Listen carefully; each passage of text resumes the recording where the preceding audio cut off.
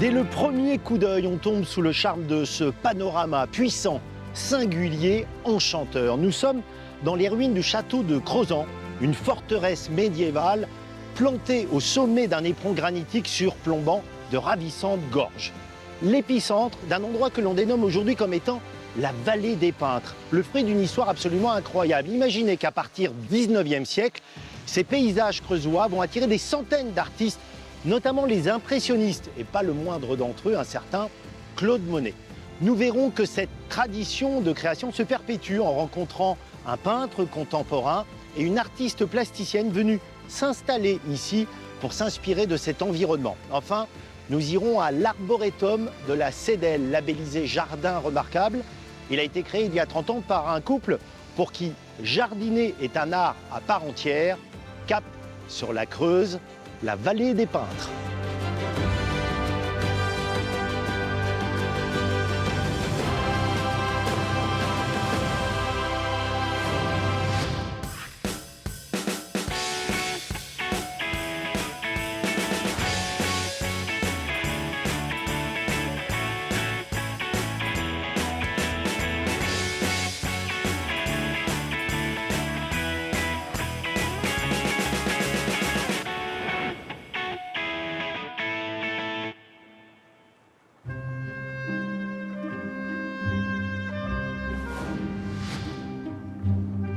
Située au nord-est de la Nouvelle-Aquitaine, la Creuse est réputée pour offrir des paysages où la nature s'exprime avec beaucoup de liberté. C'est dans ce décor qu'entre 1830 et 1930 s'est écrit l'une des plus belles pages de l'histoire de la peinture française. Des artistes par centaines ont en effet trouvé ici des décors qui vont les inspirer. Christophe Ramex, historien de la vallée des peintres, nous emmène dans les pas du plus prestigieux d'entre eux, l'un des fondateurs de l'impressionnisme, Claude Monet. On est au confluent de la Petite Creuse et de la Grande Creuse, un endroit qui a fasciné Claude Monet au point qu'il ait fait sa fameuse série du confluent des deux creuses en 1889, qui a été sa première série majeure en termes de série, pendant l'hiver 1889 à Freslin dans la Creuse.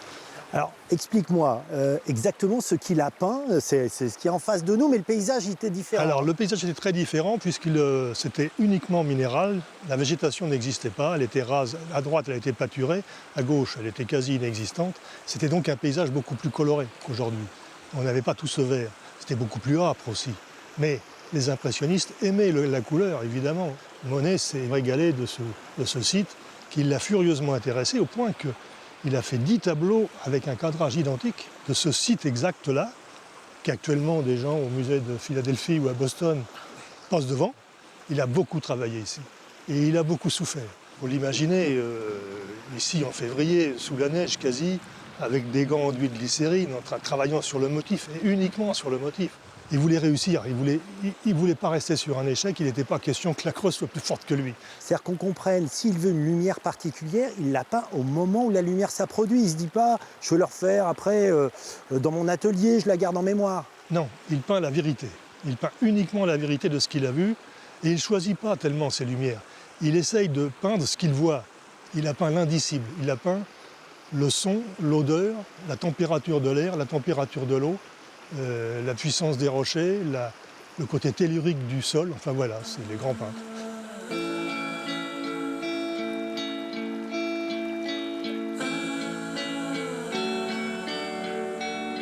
Claude Monet est sans aucun doute le plus célèbre des peintres à être venu ici. Mais il n'est pas le seul. Durant un siècle, les plus grands artistes font le voyage en Creuse pour s'adonner à leur passion. Des classiques, des modernes, des avant-gardistes. On va même finir par parler d'une école de peinture de Crozant. Autrement dit, une communauté de créateurs unis par le même lieu. Voici le moulin de la Folie. Est-ce qu'on a une idée du nombre de fois où il a été peint? On est devant le moulin qui a certainement été le plus peint à Crozant. C'est-à-dire quoi, quelques dizaines? Non, c'est quelques centaines, je dirais même quelques milliers. Ah bah oui. La Creuse a attiré à peu près combien de peintres pendant cette période-là? Dans la période, disons, 1860-1930, moi j'en avais répertorié 400-450, mais je suis encore loin du compte. C'est considérable. Oui, c'est considérable. Il n'y a pas un paysagiste français, et même peut-être d'Europe, qui n'ait pas eu un jour l'idée de dire je vais venir passer un week-end dans la Creuse, je veux connaître ce pays, je veux essayer de peindre un jour cette vallée de la Creuse. Parlons d'Armand Guillaumin. Il est moins connu que Claude Monet et pourtant il est important dans l'histoire de cette vallée des peintres et dans l'histoire de l'impressionnisme. Oui, c'est l'un des fondateurs du paysage impressionniste français. Il était avec Cézanne, avec Pissarro, à 20 ans à l'Académie suisse. Mais c'est vrai que c'est le moins connu de tous les grands impressionnistes. Mais il a été très fidèle à la Creuse. Ah, extrêmement. Il a découvert Crozon en 1892. Il est tombé amoureux fou de ce pays. Et il peindra Crozon jusqu'à sa mort. Il y a sûrement plus de 1000 tableaux de la Creuse d'Armand Guillaumin.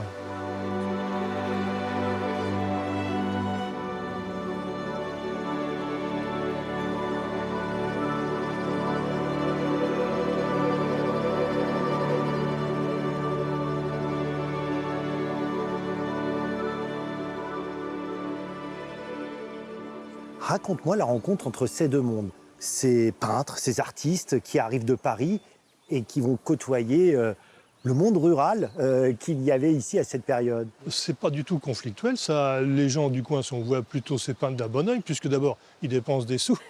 Ils dépensent, ils mangent, ils achètent des choses, c'est tout à fait agréable. Il y avait toujours un ou deux gamins pour porter le matériel, pour se faire un peu d'argent de poche. Il y a des touristes aussi avec eux. Il n'y a pas que des peintres. Un pays comme ici était aussi visité par des touristes, et puis un tourisme huppé, hein, c'était bien avant les congés payés. Donc les habitants étaient, eux, pas du tout surpris. Les plus surpris, c'était plutôt les artistes qui, eux, arrivaient de Paris, des beaux quartiers, puis qui, quelques heures après, grâce au chemin de fer, arrivaient dans ce pays avec des toits en chaume, des gens parlaient en patois, il y avait des animaux dans les rues, les petits cochons en liberté dans les côtes. Un pays qui était à l'état de nature comme il pouvait être encore quasi au Moyen-Âge.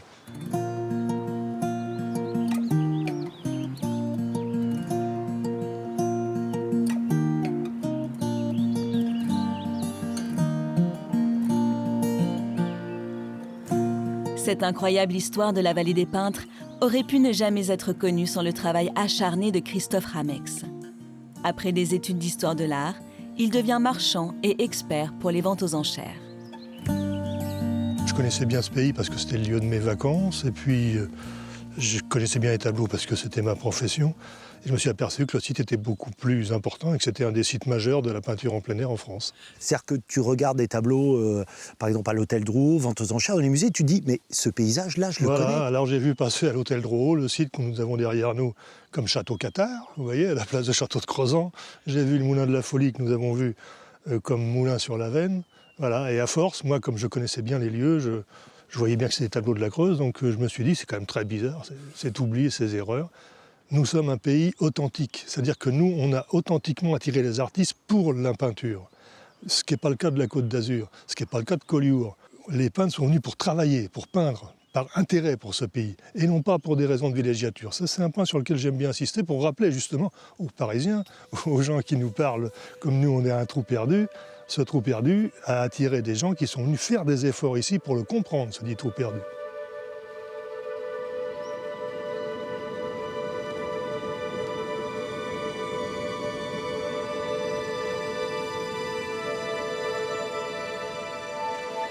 Cette singularité paysagère et culturelle continue d'attirer de très nombreux peintres contemporains. Beaucoup se sont d'ailleurs installés dans la région pour travailler sur le motif en plein air. Ce matin, Antoine Melchior est venu dès l'aurore chercher dans la rivière une source d'inspiration.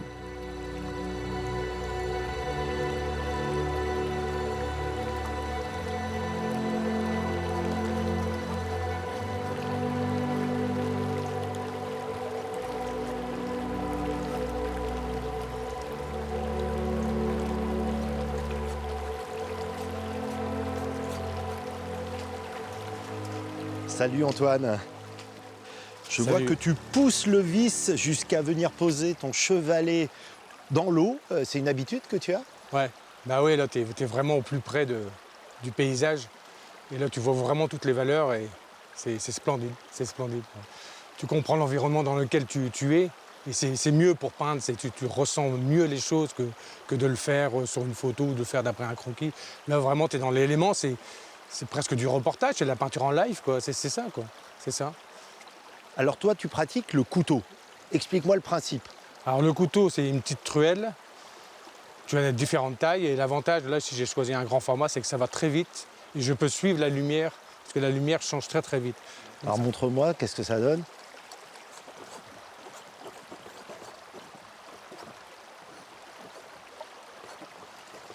C'est très énergique, hein. Oui. Pour faire une toile, tu mets à peu près combien de temps? Pour faire une toile, si je veux suivre la lumière, pas plus de 2 heures, après c'est trop tard. C'est très rapide. En C'est fait. très rapide, oui. J'arrive vers 7h30, tout est encore sombre et tu as l'impression que tu es le premier être humain qui arrive sur le paysage et tu ressens vraiment bien les choses. Ce matin, il y avait de la brume, c'était splendide et il restait encore des gris, des violets et peu à peu, il y a le haut des arbres qui se sont éclairés et c'est splendide, la brume qui commence à bouger.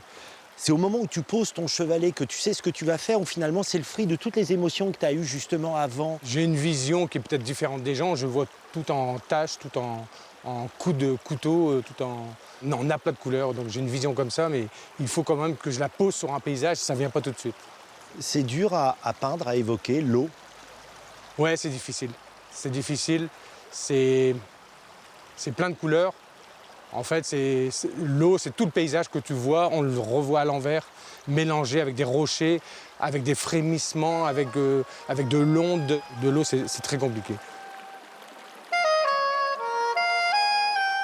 Antoine n'est pas né en Creuse, mais dans le nord de la France. Comme ses illustres aînés, il est tombé sous le charme de ces paysages creusois, de ces ambiances, au point de venir vivre ici avec toute sa famille. J'imagine que tu devais déjà peindre dans le Nord. Du coup, c'est très différent. C'est très différent. J'ai peigné le Nord, j'ai peigné la plaine du Nord, avec 3/4 de ciel, avec des nuages et une petite bande de terre, avec quelques malheureux saules et 2-3 maisons. Ici, c'est complètement différent. Ici, j'ai dû tout revoir. Il fallait reprendre à zéro. C'est-à-dire le fait de changer de décor, ça te met dans la difficulté. Oui, j'ai pas réussi tout de suite à peindre la Creuse. Ça a été compliqué. Il m'a fallu plusieurs années pour peindre la Creuse.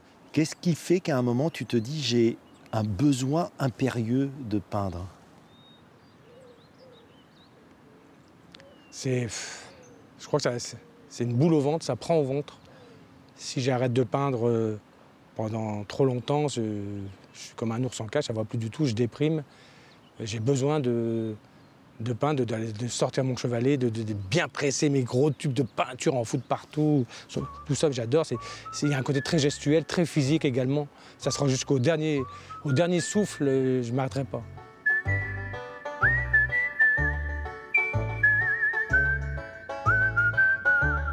Aussi étonnant que cela puisse paraître pour un département rural, la Creuse affiche avec fierté sa vocation de foyer artistique expérimental.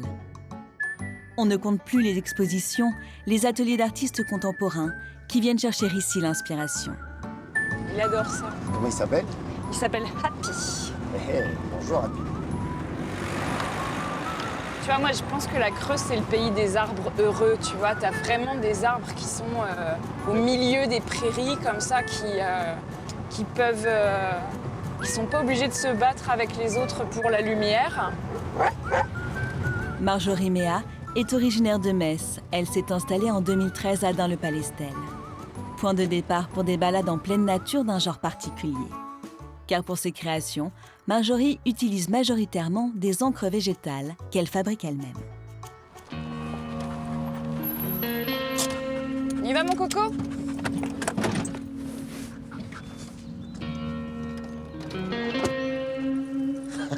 Content d'arriver, lui. Hein. Ouais, tu m'étonnes. Allez, viens, puis viens.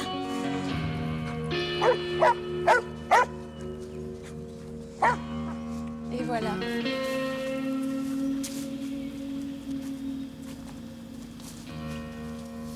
Et voilà la prairie de carottes sauvages. Carottes sauvages? Ouais. C'est quoi? Bah, écoute, c'est une mauvaise herbe. En fait, les plantes, elles s'appellent mauvaises herbes tant que tu sais pas comment elles s'appellent.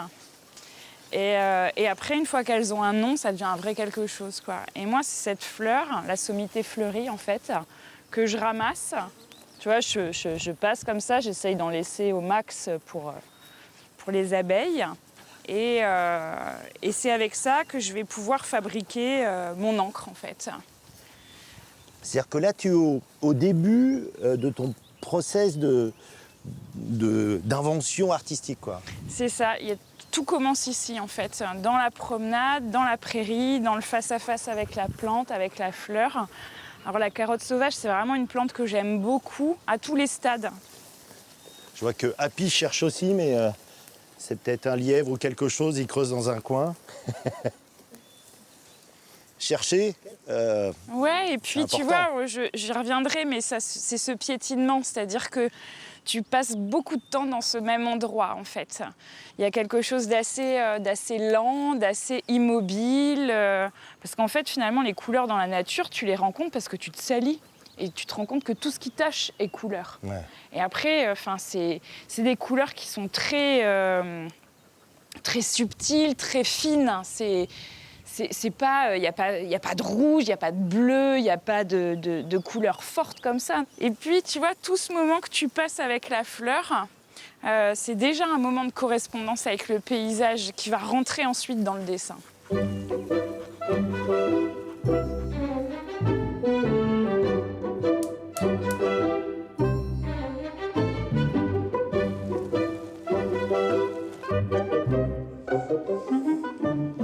Donc là, tu vois, ça a bien infusé.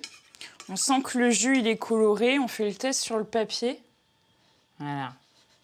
Là, on voit que on commence à avoir une belle couleur. Donc là, c'est bon. On va filtrer.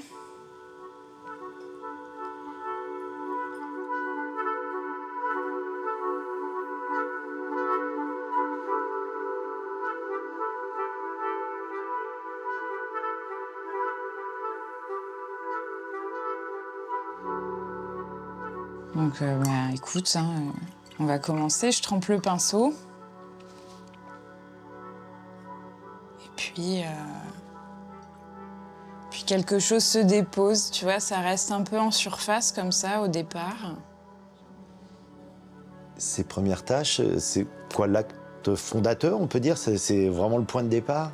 C'est le point de départ. Je l'ai tracé en premier avec la carotte sauvage, mais souvent je commence par l'eau. Tu fais ce geste invisible et ensuite, tiens, là, je vais prendre un peu de baie de sureau, un peu d'encre noire. Et ensuite, tu vois, quelque chose, l'eau, c'est quelque chose qui nécessite, pour que ça puisse avoir lieu, beaucoup de lenteur, en fait. Il faut laisser l'eau, c'est tout subtil, ce qui a lieu. Ouais. Tu peins un peu avec la nature, je ne sais pas si c'est la bonne expression.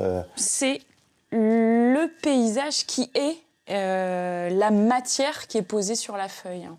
Donc j'ai un espèce de petit nuancier comme ça, tu vois, où tu vas retrouver la carotte sauvage, le brou de noix. Il y a une grande variété quand même. C'est des couleurs qui sont subtiles, oui. Tu vois, qu'il faut utiliser avec beaucoup d'humilité, mais qui toujours vont s'en mêler les unes avec les autres parce que c'est les couleurs même de la nature. Je vois là, le résultat final. Je vais m'approcher parce que j'ai envie de regarder d'un peu plus près une œuvre terminée. Je suis curieux de voir le rendu quand c'est fini.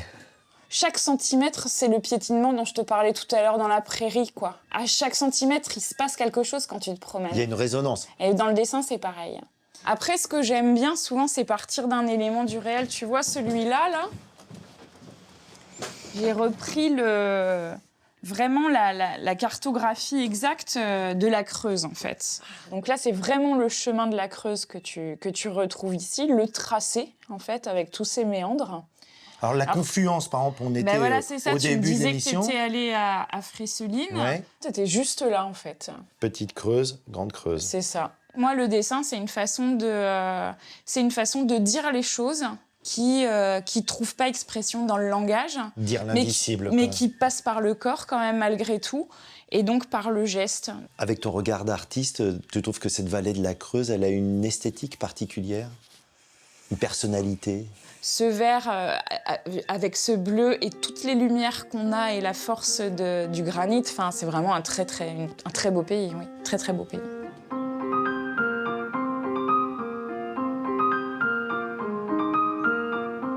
Pour terminer nos escapades dans la nature creusoise, nous partons à l'arboretum de la Cédelle, créé en 1987.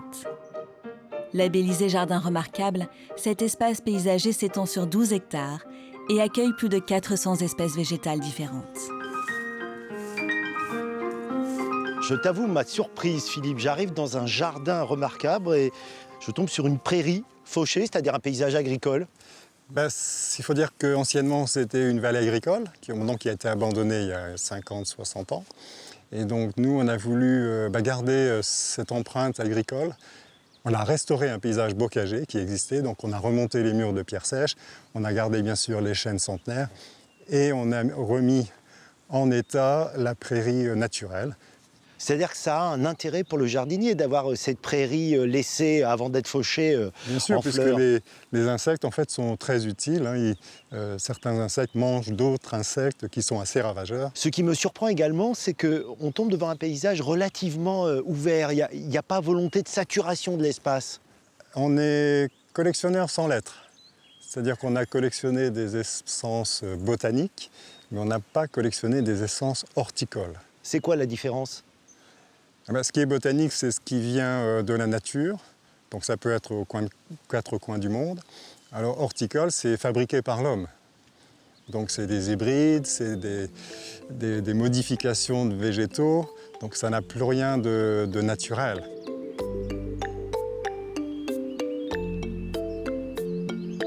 Avec plus de 80 variétés différentes, la collection d'érables de l'arboretum est l'une des plus importantes de France. Plantés il y a plus de 30 ans, ces arbres font aujourd'hui voyager les visiteurs à travers tous les continents, de l'Europe aux Amériques, en passant par l'Asie. Ici, nous avons un japonais. Alors là, la feuille, elle est très petite, très c'est gracile, étonnant. très esthétique. Et c'est un des favoris de la collection et tout le monde l'adore. Alors ici, nous avons un érable, c'est l'érable de l'Oregon. C'est un macrophyllum, alors grande feuille, vous voyez, très américain. Tu penses qu'on peut dessiner un paysage avec des arbres un peu comme un peintre peut dessiner avec des pinceaux, avec des couleurs? Oui, bien sûr, complètement. Ouais. La première couleur, c'est le vert. Quand on regarde un peu la nature, tous les verts sont différents. Et donc c'est comme un peintre qui joue avec sa palette, un paysagiste fait pareil un peu.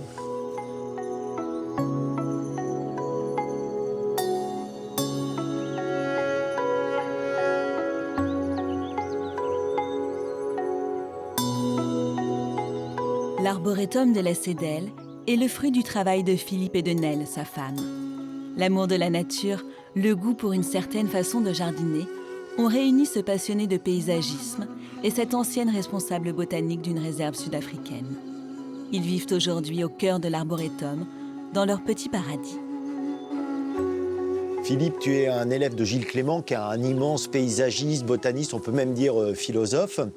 Tu mets ici en pratique un concept qu'il a inventé, le jardin en mouvement. Qu'est-ce que c'est ?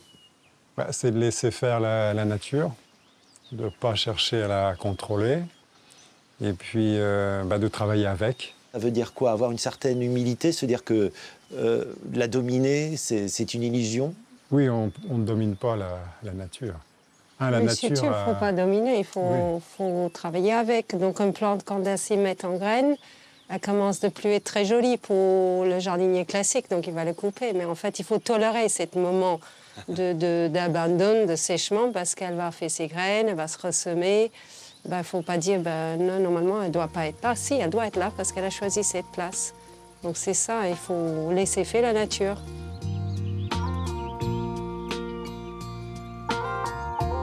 Les paysages ne sont pas figés. Ils changent au fil des siècles, racontant l'histoire des hommes sur un territoire.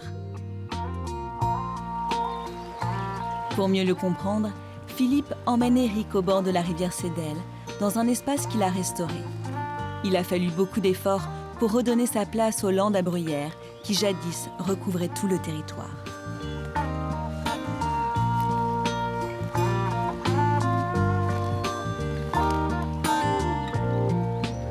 Au 19e, ici c'était une lande de bruyère. Et puis avec la déprise agricole, la forêt est revenue. Et donc quand je suis arrivé, il y avait des bruyères sur le dessus, là. Et puis là, il y avait tout un bois de chêne qu'on a coupé Et puis, tout doucement, la lande est redescendue vers la rivière. C'était ces paysages que les peintres, à l'époque du 19e, sont venus s'approprier pour les mettre sur leur toile. C'est un lieu où tu aimes venir le soir, justement, avec ces lumières, avec le bruit de la rivière en bas. Tu ressens quoi quand tu es là? Là, une forme de plénitude et puis d'accord avec la nature.